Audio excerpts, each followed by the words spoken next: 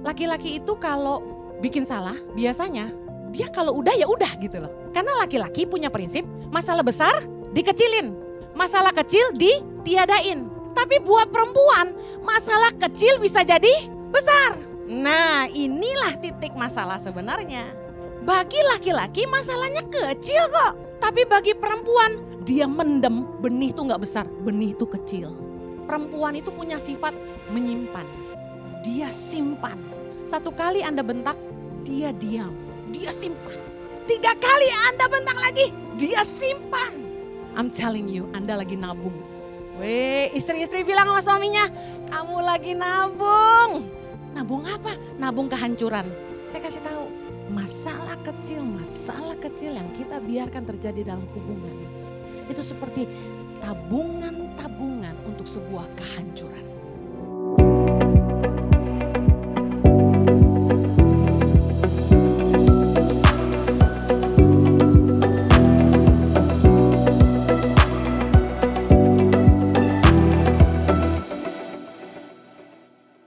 Shalom, apa kabar? Katakan Tuhan baik. Amen. Baik, saya akan khotbah sore hari ini tentang kecil tapi penting. Small but significant. Seringkali orang tuh nganggep gampang, ya, terlalu menggampangkan, menyepelekan masalah-masalah kecil, menyepelekan hal-hal kecil. Padahal hal-hal kecil yang kita kerjakan dengan setia, dengan konsisten, dengan yang terbaik, yang akan membangun apa yang besar di masa depan. Amen. Saya melihat bagaimana perjalanan saya bersama suami merintis Yayasan Tangan Pengharapan dari nol. Tahun 2006 akhir. Dapat visi dari Tuhan, lalu mulai setia mengerjakan yang dari kecil. Dari 5 anak. Putus sekolah yang saya ajar bahasa Inggris cuma-cuma. Dan hari ini lebih dari 10.000 anak Indonesia. Dan ada 8 sekolah berasrama yang akan melahirkan 1.000 pemimpin bagi bangsa. Amen. Tahukah Anda bahwa hal-hal kecil yang kita kerjakan dengan setia, konsisten, taruh hati di situ. Kerjakan dengan yang terbaik. Tuhan akan membangun itu menjadi sesuatu yang besar bagi kita di masa yang akan datang. Katakan amin. Nama besar itu dibangun dari karya-karya kecil yang kita kerjakan dengan sungguh-sungguh. Katakan amin. Kepercayaan yang besar itu diawali dengan tanggung jawab kita mengerjakan hal-hal yang kecil. Berapa banyak karya besar rusak bukan karena hal-hal yang besar. Tapi karya besar rusak karena orang gagal menjaga perkara-perkara kecil. Karya besar, nama besar rusak karena orang menyepelekan hal-hal kecil. Saya kasih contoh. Ada hotel bintang 4 yang dibangun oleh anak Tuhan di satu kota, saya tidak sebut ya. Awalnya itu bangunannya megah sekali dan mengagumkan gitu loh. Tapi ketika saya tinggal di situ, apa yang terjadi? Saya nggak pernah mau balik situ lagi. Why?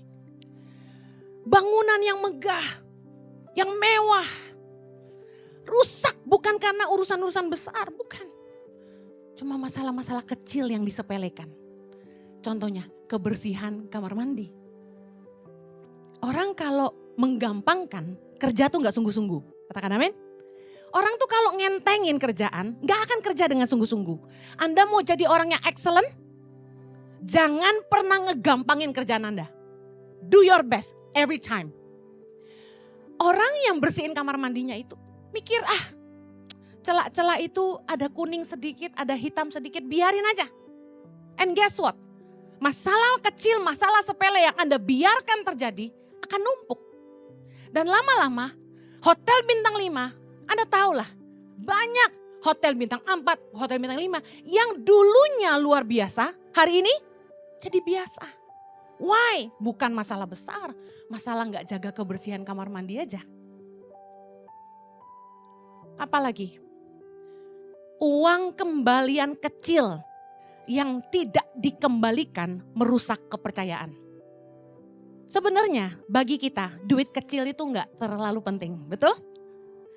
Buat kita kalau orang kembaliin pun kita bilang gini, udahlah buat kamu aja. Sebenarnya buat kita itu tidak menyakitkan, ya kan? Tapi sayangnya orang yang kita serahin uang, dia nggak lapor sama kita duitnya dipakai apa, dan dia juga nggak ngembaliin. Kalau Anda pengen dipercaya orang kepercayaan yang besar, Anda pengen dipercaya duit yang besar, harus bisa dipercaya dengan uang kecil. Biarpun cuma kembalian sisa sen, uang koin, balikin semuanya. Jangan pernah nggak jujur dalam perkara kecil. Karena urusan kecil Anda tidak bisa dipercaya, orang nggak akan pernah kasih Anda uang besar. Yang setuju katakan amin. Ada orang yang saya serahin uang, nggak pernah bikin laporan. Ini pribadi ya. Dia nggak pernah catat. Saya bilang nggak usah rumit. Foto aja notanya. Jadi saya tahu duit itu kemana. Jangan tiap kali dikasih uang nggak ada laporannya. Kalau saya tanya udah habis, udah habis. Kok udah habis terus? Catatannya mana? Nggak ada catatan. Ya udah kalau malas nyatat foto notanya. Nggak pernah dilakukan. Akhirnya saya nggak pernah kasih uang lagi ke dia. Seringkali orang itu nggak ngerti kita itu diuji dari hal-hal kecil. Coba orang itu saya percayakan uang kecil dia bisa dipercaya, dia akan jadi orang kepercayaan saya. Setuju? Saya akan berani serahin uang lebih besar sama dia. Nah, masalah kecil apalagi yang suka kita sepelehin? Masalah rumah tangga yang kecil-kecil. Masalah komunikasi yang rusak. Laki-laki itu kalau bikin salah, biasanya dia kalau udah ya udah gitu loh. Karena laki-laki punya prinsip, masalah besar dikecilin. Masalah kecil ditiadain. Tapi buat perempuan, masalah kecil bisa jadi besar. Nah, inilah titik masalah sebenarnya. Bagi laki-laki masalahnya kecil kok. Tapi bagi perempuan, dia mendem, benih itu gak besar, benih itu kecil. Dari jutaan sperma yang masuk ke tubuh seorang istri, cuma 1 sperma yang masuk. Perempuan itu punya sifat menyimpan. Dia simpan. 1 kali Anda bentak, dia diam. Dia simpan. 2 kali suaminya bentak lagi, dia simpan. 3 kali Anda bentak lagi, dia simpan. I'm telling you, Anda lagi nabung. Weh, istri-istri bilang sama suaminya, kamu lagi nabung. Nabung apa? Nabung kehancuran. Pembiaran kepada masalah-masalah kecil dalam hubungan adalah awal kehancuran sebuah rumah tangga. Orang kaget aja deh. Tadinya baik-baik loh, gak apa-apa loh. Kerja baik-baik, istrinya juga cantik. Terus tiba-tiba, boom. Suaminya udah digondol wewek gombel. Dan gak tanggung-tanggung. Ninggalin istrinya untuk perempuan yang gak lebih baik dari dia gitu. Nyakit hati gak? Ibu-ibu yang berasa cantik, merasa dari keluarga terhormat, kalau suamimu ninggalin kamu buat perempuan yang gak lebih baik dari kamu, sakit hati gak? Ya iya dong, what's going on? Ada apa dengan saya gitu kan? Saya kasih tahu, nikah itu bukan cuma sama kulit luarnya, tapi sama dalamnya. Orang gak ngerti kenapa perselingkuhan terjadi. Kelihatannya baik-baik aja. Gini loh ceritanya, kisah awal mulanya. Seorang laki-laki menikahi gadis dari keluarga kaya. Lalu mereka menikah, laki-laki ini tidak mau direndahkan, jadi dia kerja keras. Dia kerja keras dan tidak mau kerja sama keluarga istrinya. Supaya dia tidak direndahkan. Lalu apa yang terjadi? Istrinya tidak menghormati dia. Karena mungkin penghasilannya gak seberapa dibandingkan uang jajan dari papanya. Jadi sang istri gak mau melayani suami. Gak pernah mau siapin sarapan. Kalau ngomong kasar, suka bentak suaminya. Bantuin aku dong. Ambilin dong. Gak pernah nanya, kamu udah makan sayang? Kalau suaminya bilang, aku lapar. Ya makan aja. Gitu ngomongnya. Sehari berlalu. Setahun berlalu. 10 tahun lewat.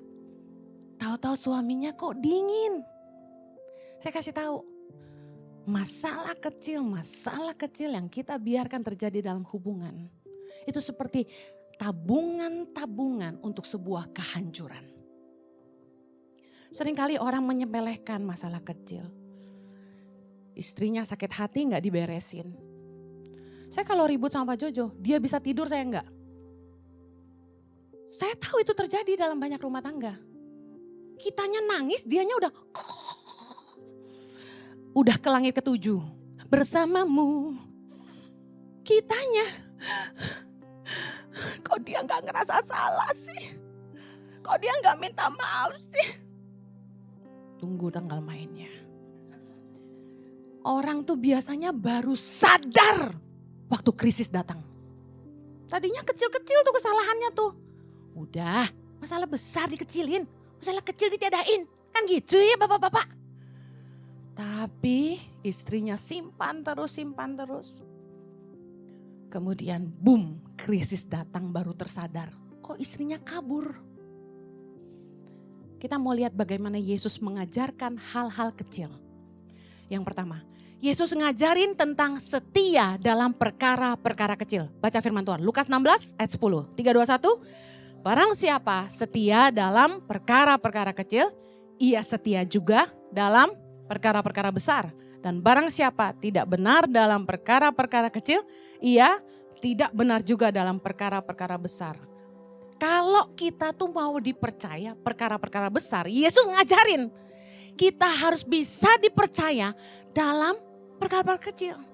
Kita harus setia dulu dengan perkara-perkara kecil. Tahukah Anda, kesetiaan Anda dalam perkara-perkara kecil merupakan ukuran. Orang akan nilai hidupmu tentang betapa kamu berintegritas atau tidak. Kamu teliti atau enggak. Kamu tanggung jawab atau enggak. Kamu excellent atau enggak. Orang tuh enggak lihat dari karya besar, orang lihat dari karya kecil.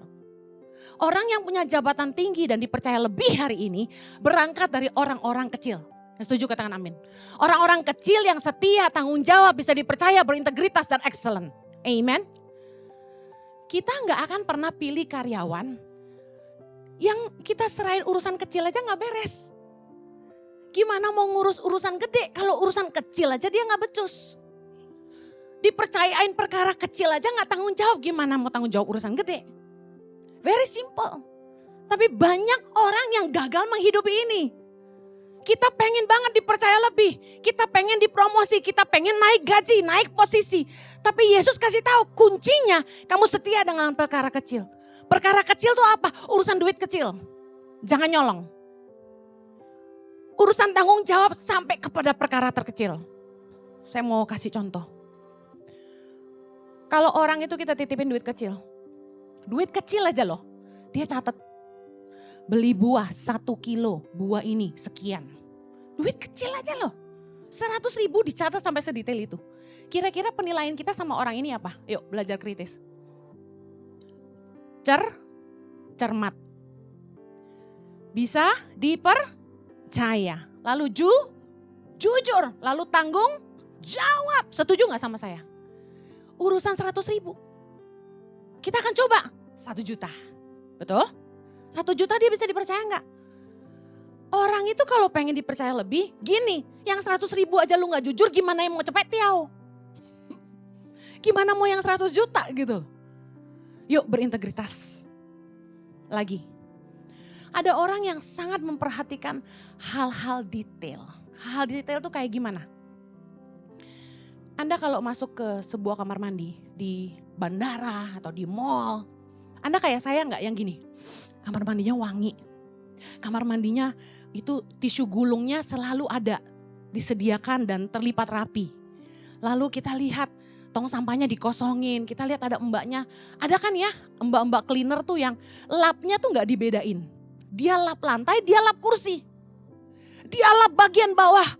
Apa tuh toilet duduk kan bawahnya kotor tuh, cipret-cipret tuh. Dia pakai juga buat lap atasnya. Saya suka perhatiin tuh. Waduh. Pernah saya ketemu sama tukang bersihin toilet di mall. Saya lihat kok ini orang bersih banget nih sampai keren gitu natanya. Pengen gue lamar. Pengen saya tanya gitu, Mbak mau gak kerja sama saya gitu. Cari orang yang kayak gini tuh susah. Perhatiin gak supirmu? Kalau Anda punya supir. Mobil dibersihin enggak? Tong sampah mobil dikosongin enggak? Kadang-kadang ngeselin kan? Malas banget sih. Kerjaannya cuma supir. Tapi mobil aja gak diurus. Apa yang diurus? Tiap hari kita lihat dia duduk nongkrong di lantai. Ngopi-ngopi. Ya kan? Main HP. Kita lihat mobil, lah kotor banget. Pernah saya marahin staf Tangan Pengharapan yang ngurusin bagian transportasi. Itu mobil gak dicuci, kamu gak mandi. Dia bingung apa hubungannya. Saya bilang kalau kamu aja butuh mandi, mobil juga dimandiin. Lah gawemu apa? Gitu saya. Oh jadi Jawa? Bu ini orang Jawa? Bukan. Kalau ngomong sama orang Jawa, saya jadi Jawa. Kalau ngomong sama orang Sunda, saya jadi Sunda. Saya bisa ngomong apa aja ya. Tapi kecuali bahasa roh, karena kita tidak saling mengerti. Nah, Anda pernah gak nginep di rumah orang? Dia siapin kamar tamu tuh serius gitu. Dia taruh handuk yang bersih di pintu, kayak hotel. Dia siapin sabun mandi, dia siapin sikat gigi baru. Lalu kita bisa lihat dia siapin air mineral botol. Ini orang sih keren. Waktu kita tidur spraynya wangi baru. Tahu kan ya bau spray wangi ya? Yang baru dipasang kan sedap tuh. Kita bisa nilai, nih orang sih keren. Penilaian kita apa? Terbaik. Nih orang excellent. Betul nggak? Nih orang sedetail itu. Seteliti itu semua diperhatikan apa yang tamunya butuhkan. Kita bisa lihat orang itu dari hal-hal kecil. Waktu dia datang ke lamaran kerja. Dia serius nggak? Datang on time nggak? Sepatunya disemir nggak? Bajunya rapi nggak?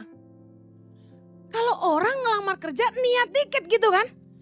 Jangan udah datang terlambat, pakai baju asal-asalan, mau kerja apa enggak. Ada satu kali saya dikasih referensi, Bu Heni, ini bagus nih. Orang ahli sosial media, sangat expert. Ini kontaknya, saya suruh staf bagian HRD kontak karena kita butuh. Begitu dihubungi, gak direspon. Ketika dikontak, kita mau interview, boleh kasih waktu? Ya nanti dihubungi. Enggak dihubung-hubungi. Saya kadang-kadang mikir anak muda nih ngerti gak sih? Kalau kamu butuh kerja dan kamu mau dihargai orang, kamu gak boleh nyepelein orang. Kita harus belajar menghargai waktu orang. Ada orang ngajak saya sama suami saya ketemu. Saya tuh udah capek banget, hari itu meeting udah 3. Sampai rumah tuh maunya mandi, hapus make up, pakai daster. Tapi karena harus ketemu jam 20.30 malam di kafe A, saya ganti baju, pergi cepat-cepat. Sampai di kafe itu, duduk, kagak ada orangnya. Jo, gak salah? Enggak, udah janji kok. Oh, oke. Sampai jam 9, saya bilang udah tanya deh orangnya di mana. Karena udah setengah jam saya tunggu. Sorry kok, lupa kok. Waduh. Saya kasih tahu, hal sekecil itu Anda nyepelein, Anda gak akan dihargai orang. Banyak kali kita nyepelein hal-hal kecil. Tahukah Anda pengen dihargai orang, Anda pengen dinilai baik, jangan nyepelein hal-hal kecil. Orang yang suka ngegampangin orang lain akan digampangkan orang lain. Mari belajar beresin masalah-masalah kecil. Kidung Agung 2 ayat 15. Baca sama-sama. Tangkaplah bagi kami rubah-rubah itu. Rubah-rubah yang kecil yang merusak kebun-kebun anggur. Kebun anggur kami yang sedang berbunga. Dengar baik, apa artinya? Masalah kecil yang tidak diselesaikan suatu hari akan menjadi masalah yang besar. Yang setuju katakan amin. Ada pepatah bilang ini, what you tolerate today will dominate you tomorrow. Kalau hari ini Anda nggak menyelesaikan masalah-masalah kecil, di masa yang akan datang Anda akan sibuk menyelesaikan masalah-masalah besar. Coba Anda mulai nggak jujur dengan keuangan, dengan laporan pajak. Anda nggak jujur dalam mengelola perusahaanmu. Oh, Anda pikir masalah kecil. Semua bisa diselesaikan. Tunggu sampai pejabat pajak itu ganti. You're in trouble. Berapa banyak Perusahaan-perusahaan hari ini yang diklaim pajak sampai miliar-miliaran. Beberapa datang ke kami nangis minta didoain. Kami diklaim suruh bayar 30 miliar Bu Heni. Kami diklaim suruh bayar 50 miliar. Saya pusing, kok gede banget sih pajaknya? Berarti duitnya banyak banget nih orang. Saya kasih tahu, kalau Anda tidak menyelesaikan masalah-masalah kecil dengan sungguh-sungguh hari ini, Anda akan sibuk menyelesaikan masalah-masalah besar di esok hari.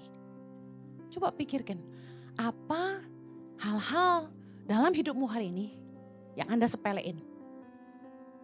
Masalah-masalah kecil. Yakobus 3 ayat 5. Demikian juga lidah. Walaupun suatu anggota kecil dari tubuh, namun dapat memegahkan perkara-perkara yang besar. Lihatlah betapapun kecilnya api, ia dapat membakar hutan yang besar. Seperti api yang kecil sanggup membakar hutan yang besar, saya kasih tahu, lidah yang kecil dapat membuat masalah jadi besar. Yang setuju katakan amin. Apa yang harus kita lakukan sekarang? Kalau ada salah paham, selesaikan.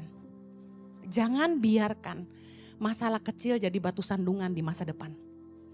Kalau ada orang yang salah persepsi, salah berpikir tentang Anda harus menjelaskan.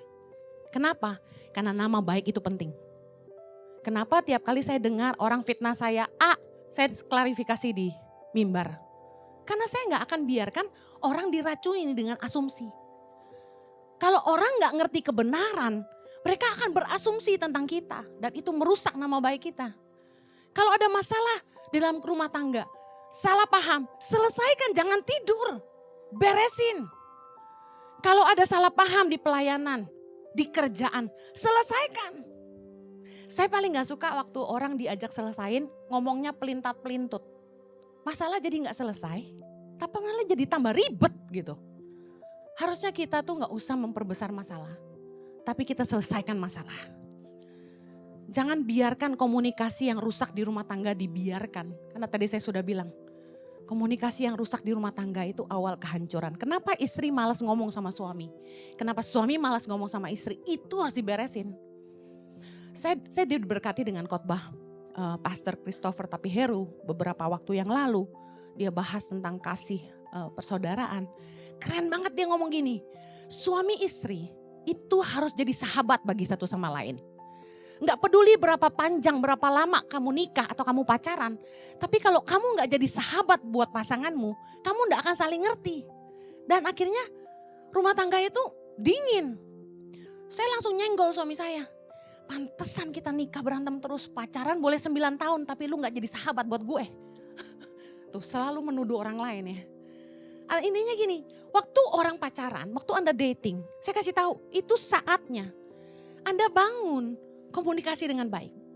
Belajar ngerti satu sama lain. Sayangnya anak muda, bukannya mereka belajar terbuka di masa dating, mereka malah sibuk buka-bukaan. Paham ya? Harusnya masa dating itu dipakai buat saling terbuka. Kasih lihat jeleknya kamu tuh kayak gimana. Sorry nih aku paling gak suka gini gitu kan. Ngomong terus terang. Dia bisa terima gak gitu. Kalau dia gak bisa terima ya antara dia bisa belajar menerima atau tidak bisa menerima kan selesai. Tapi bukannya saling terbuka malah sibuk buka-bukaan. Tiap kali pacaran dipakai buat petting-pettingan. Padahal dating is not petting. Ngerti petting? Jangan pura-pura blow on. Petting-petting. Biasanya anak muda eksplorasi tubuh. Bukannya eksplorasi hati. Yang kedua, Yesus mengajarkan tentang ini. Perumpamaan menggunakan biji sesawi. Markus 4 ayat 31. Hal kerajaan itu sumpama biji sesawi yang ditaburkan di tanah. Memang biji itu yang paling kecil, katakan paling kecil. Daripada segala jenis benih yang ada di bumi. Tetapi apabila ia ditaburkan, ia tumbuh dan menjadi lebih besar daripada segala sayuran yang lain. Dan mengeluarkan cabang-cabang yang besar sehingga burung-burung di udara dapat bersarang dalam naungannya. It does not matter if you start small. Firman Tuhan ini keren banget. Enggak masalah kalau Anda memulainya dari kecil. Jangan pernah menyepelekan, memandang rendah dirimu dengan perkara-perkara kecil yang Tuhan percayakan di hidupmu hari ini. Jangan pernah memandang rendah usaha kecil yang orang tuamu percayakan pada kamu hari ini. Jangan pernah memandang rendah kepercayaan kecil yang Tuhan percayakan dalam hidup kita hari ini. Karena sebenarnya Tuhan itu senang melatih kita dan menguji hati kita justru lewat perkara-perkara kecil. Tahukah Anda bahwa sangat mudah bagi Tuhan untuk mengangkat hidup kita? Katakan amin. Sangat mudah bagi Tuhan untuk mempromosikan kita, memberkati kita, berlimpah-limpah, mudah. Tapi Tuhan itu melatih kita dari hal-hal kecil. Supaya apa? Supaya kita terlatih mengerjakan yang lebih besar. Kemudian hati kita diuji. Siapkah kita ketika kita diberkati? Dalam Matius 25, ketika perumpamaan tentang talenta, ada hamba-hamba 3 yang dipercayakan talenta, ada yang dipercayakan 5, 2 dan 1. Menarik sekali bagaimana tuannya itu memuji mereka, bukan dari jumlahnya. Wah hebat, yang dari 5 jadi 10 dipuji dengan lebih mantap gitu. Wih keren, kamu hebat, kamu cerdas, kamu bisa perbanyak jadi 10, wah keren. Bukan itu. Enggak, tuannya sama sekali enggak bahas angka. Baik sekali perbuatanmu itu, hai hambaku yang baik dan setia. Engkau telah setia dalam perkara kecil. Aku akan memberikan kepadamu tanggung jawab dalam perkara yang besar. Masuklah dan turutlah dalam kebahagiaan Tuanmu. Yesus kasih perumpamaan ini. Jadi bukan seberapa banyak yang Tuhan percayakan dalam hidup kita hari ini. Tapi yang Tuhan akan uji adalah apakah kita setia dengan perkara kecil yang Tuhan percayakan dalam hidup kita hari ini. Saya tuh sangat bersyukur bahwa Tuhan itu mengizinkan saya memulai tangan pengharapan itu dari kecil. Tuhan mengizinkan, bukan dari kelimpahan saya membangun pelayanan saya. Tapi dari mujizat dan mengandalkan Tuhan.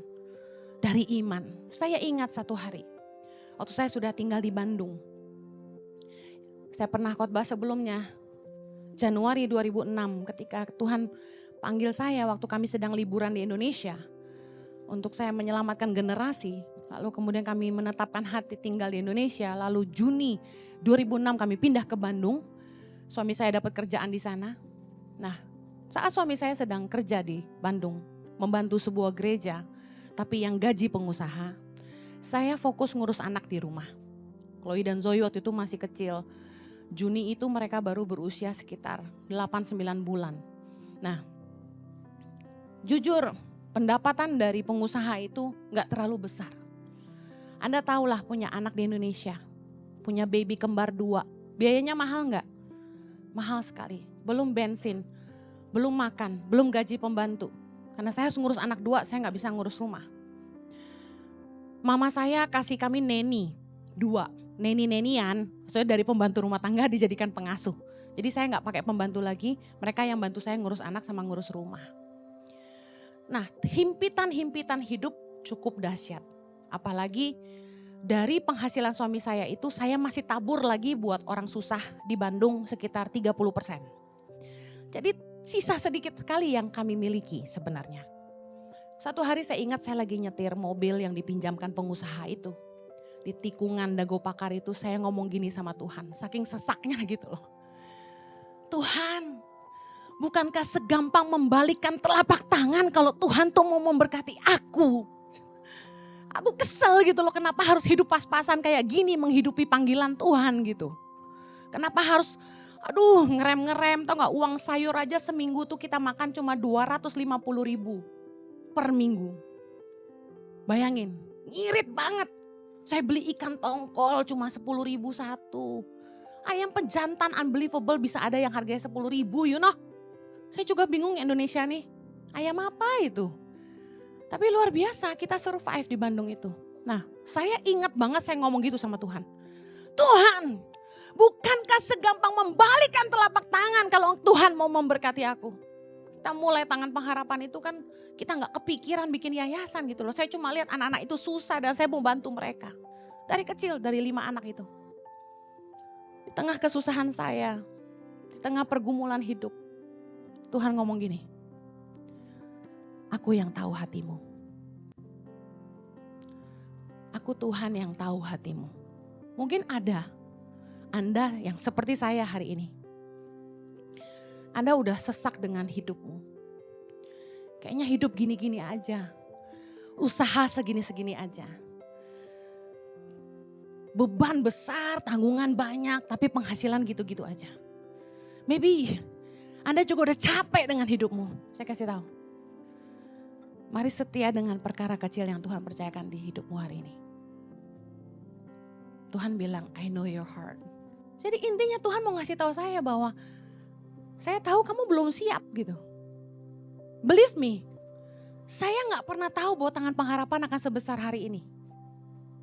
Anda ngerti maksud saya? Dan ternyata kenapa saya harus memulai dengan begitu sulit. Dengan keadaan udah susah masih bantu orang. Kadang-kadang kan gak masuk akal ya. Tapi Tuhan ternyata mau lihat hati saya gitu loh. Dengan berkat kecil yang Tuhan titipkan dalam hidup saya masih punya lebih gak buat orang lain? Saya bisa berkata cukup gak buat diri saya sendiri? Saya bisa dipercaya Tuhan gak? Gak lama setelah Tuhan ngomong gitu. Pengusaha yang support kami di Bandung ini titip uang 10 juta ke saya setiap bulan untuk membantu orang miskin. Apakah menurut Anda itu kebetulan? No. Kapasitas hati saya mulai diperbesar Tuhan. Dari uang sendiri 30% penghasilan suami plus 10 juta titipan orang. What did I do? Karena saya orang Jakarta, saya gak tahu Bandung. Saya pergi ke Jogja Supermarket. Kalau Anda tahu Bandung, saya belanjakan 10 juta itu sampai rupiah terkecil. Saya belikan sembako 30 paket.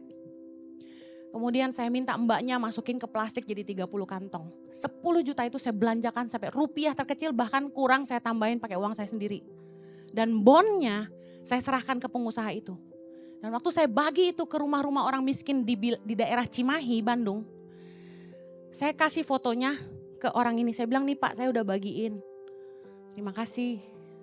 Setiap bulan saya lakukan yang sama. Saya fotoin notanya, saya bagiin dan saya kasih buktinya. Saya lakukan itu. I didn't know bahwa Tuhan punya rencana besar buat saya. Mulai goncangan datang. Dengar ini berita bagus. Ketika goncangan datang dalam hidupmu, artinya Tuhan sedang mempersiapkan kamu untuk keluar dari sangkar. Bahwa Tuhan mau bikin kamu terbang. Tuhan mau lakukan perkara yang jauh lebih besar dalam hidupmu. Katakan amin.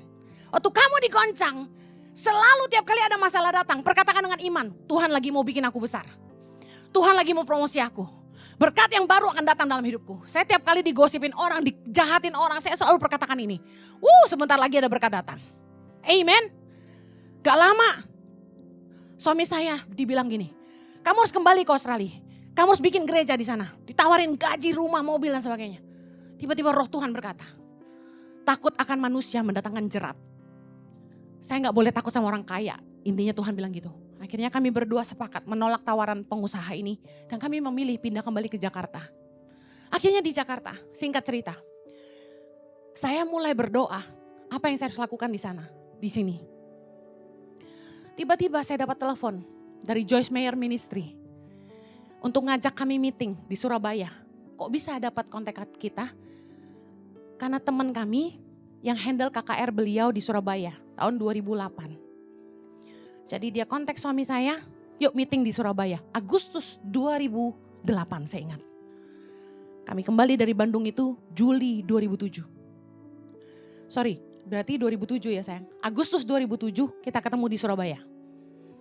Guess what? Mereka nawarin saya, do you wanna be the country director of Joyce Meyer Ministries? Saya bingung, Joyce Meyer Ministry. Joyce Meyer itu namanya besar sekali, internasional. Kerja apa saya tanya? Dia bilang gini, feeding the children. Saya langsung bilang gini, yes I want it. When can you fly to India? Saya langsung kasih tanggal, 17 September 2007. Dia bilang okay, we'll send you ticket, we'll pick you up. Berangkat ke Hyderabad, India. Saya ketemu anak-anak India yang miskin-miskin kecil-kecil. Mereka hidup lebih miskin dari Indonesia. Di situ saya nangis peluk mereka. Saya lihat ibu-ibu yang dilatih. Mereka bukan agama Kristen. Saya nangis. Aku ingat Indonesia. Ini mimpiku buat Indonesia. Orang-orang dikasih keterampilan untuk bisa keluar dari kemiskinan. This is what I wanna do. Saya on fire banget. Pulang dari Hyderabad, saya mulai kejalanan-kejalanan. Kerjasama dengan Pelmas. Salah satu denominasi, saya nggak sebut. Yang kemudian saya dapati tidak jujur. Akhirnya kita sempat bantu 1028 anak di jalanan Jakarta. Ada 8 titik kita bangun feeding and learning center. Saya makin excited, bayangin dari 5 anak, 8, 10, 12, 15 anak di Bandung. Tuhan ganti dengan 1028 anak di Jakarta. Belum selesai, masalah datang lagi. Yang saya percaya di Jakarta tidak bisa dipercaya. Saya laporkan ke Joyce Meyer Ministry, saya bilang sorry, just stop your money. We cannot handle it. Mereka sampai bingung sama saya, kok jujur banget nih orang. Kok nolak duit. Dia datang ke Indonesia dan bilang gini, if you have problem, deal with it. We just believe that you will handle it well. Akhirnya saya mulai digerakkan Tuhan Februari 2008 ketika Axel lahir pertama kali. Untuk pergi ke pedalaman-pedalaman. Saya mulai pergi dengan suami saya. Saya bilang, Jo bawa aku ke Halmahera. Karena Jojo pernah bantu anak-anak Halmahera tahun 2000 waktu kerusuhan. Kami pergi ke Halmahera. Kami mulai bantu. Ada 450 anak yang kami bantu. Bertambah lagi 500-an. Kami mulai pergi ke NTT, kami mulai pergi ke Papua, kami mulai pergi ke Mentawai, kami mulai keliling Indonesia. Dan tiba-tiba ada 1.500 anak. Kemudian ada 2.500 anak, kemudian 3.000 anak, kemudian 3.500, kemudian 4.500, kemudian 5.000, 6.000, 7.000. Dan sehari ini sudah 3 generasi di setiap desa kita bantu. Ada lebih dari 10.000 anak Indonesia. Saya kasih tahu, Tuhan luar biasa. Tuhan luar biasa, katakan Tuhan luar biasa. Apapun yang Tuhan percayakan di tanganmu hari ini, sekecil apapun, jangan pernah nyepelein. Yesaya 60:22. Yang paling kecil akan menjadi kaum yang besar. Dan yang paling lemah akan menjadi bangsa yang kuat. Aku Tuhan akan melaksanakannya dengan segera pada waktunya. Saya percaya Tuhan tuh terlalu sanggup mengubah hidup kita yang sampah ini jadi mulia dan berharga bagi Dia. Jangan pernah pandang dirimu kecil. Karena kamu punya Tuhan yang besar. Katakan kanan kirimu, kamu punya Tuhan yang besar. Amen. Aku mau setia dalam perkara kecil. Karena aku punya Tuhan yang besar. Mari kita berdoa, haleluya. Tuhan terima kasih. Kami bersyukur kami punya Tuhan yang besar. Tuhan yang sanggup mengerjakan, jauh melampaui apa yang kami doakan maupun pikirkan. Tuhan kami mau belajar jadi hamba yang setia. Dalam perkara kecil yang Tuhan percayakan di tangan kami hari ini. Ajar kami untuk setia. Kami percaya Tuhan, bahwa Tuhan sanggup mengubah apa yang kecil ini jadi besar. Karena kami punya Tuhan yang besar. Berkati umatmu, aku berdoa. Mereka yang lelah dengan penghidupan mereka. Mereka yang selalu kekurangan, bahkan pas-pasan. Mungkin ada yang berhutang. Mereka yang rumah tangganya saat ini sedang banyak goncangan. Hamba-Mu berdoa ada pertolongan Tuhan tersedia bagi hidup mereka. Ajar mereka Tuhan untuk setia dengan perkara-perkara kecil. Terima kasih Tuhan, the God of breakthrough. Yang akan melakukan yang mujizat, yang besar dalam hidup setiap kami. Di dalam nama Yesus. Pakai kami yang kecil ini Tuhan. Untuk memuliakan nama-Mu yang besar. Di dalam nama Yesus. Yang diberkati Tuhan sama-sama kita katakan. Amen. You have a blessed week. God bless you.